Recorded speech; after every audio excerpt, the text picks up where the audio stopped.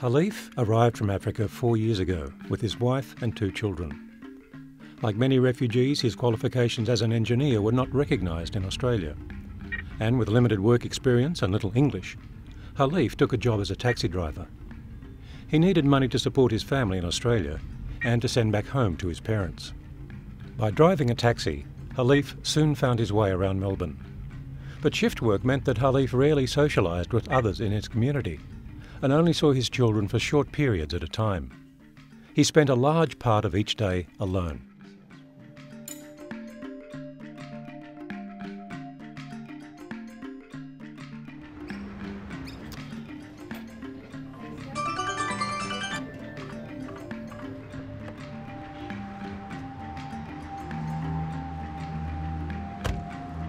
Khalif began to go to the pokies after his shift. It seemed like a harmless pastime and a part of Australian culture.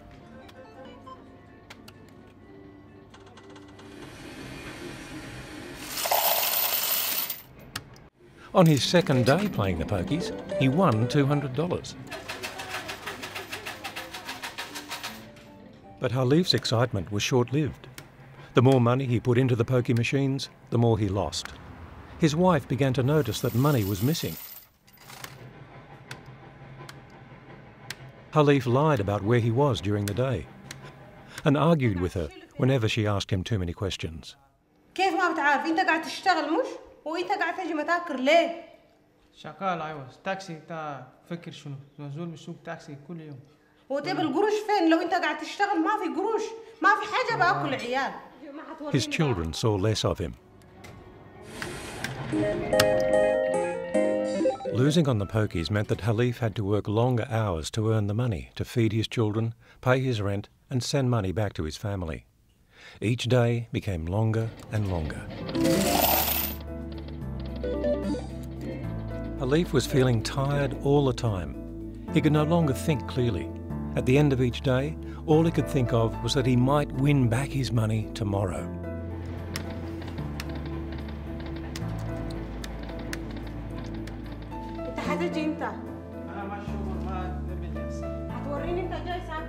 Khalif could no longer support his wife and children. In desperation, his wife asked Khalif's cousin for some money to help them pay the rent.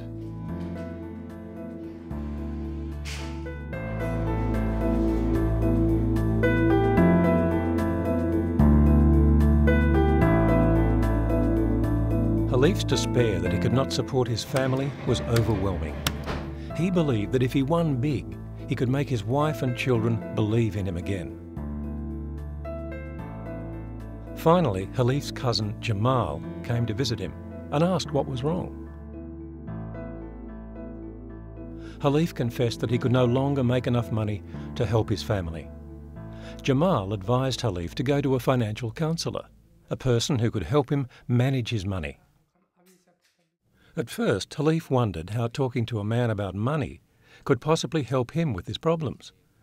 But the counsellor taught Khalif ways to use his money better. We'll just see what your expenses are.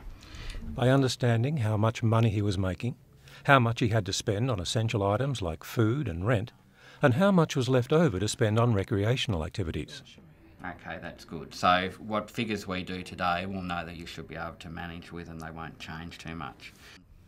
Making a budget helped Khalif to realise how much money he was losing through gambling. The financial counsellor suggested that Khalif should talk to someone about his gambling problem and suggested gamblers help. Can you tell me more about your problem? مشكلة قمار بيستعمل الفلوس أنا. Khalif was worried that the gambling counsellor would tell the government about his problem and that he may be deported. But the people at Gamblers Help promised to keep all their talks confidential and assured Khalif that no one could find out that he was there unless he wanted to tell them. This assurance meant a great deal to Khalif. Losing his job was one thing, but to lose his family was unimaginable. Khalif now has a better understanding about gambling and the risks involved. He understands why he started, and that is helping him to stop. Each day is still a struggle, but his wife is helping him to manage their money, and he is spending more time with her and their children.